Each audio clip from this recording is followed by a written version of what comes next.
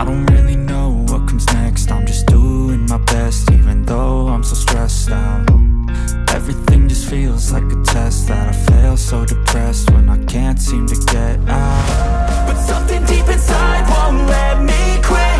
I swear that I'm inspired by all this shit. Tell me that I can't and I won't. That's what guides me the most. Your lies, I'll do what I want.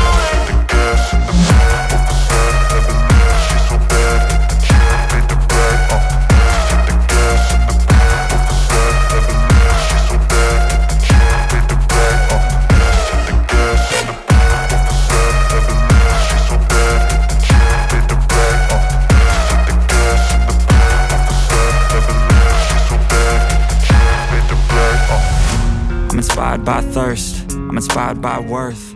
I desire your worst, so you can just hide while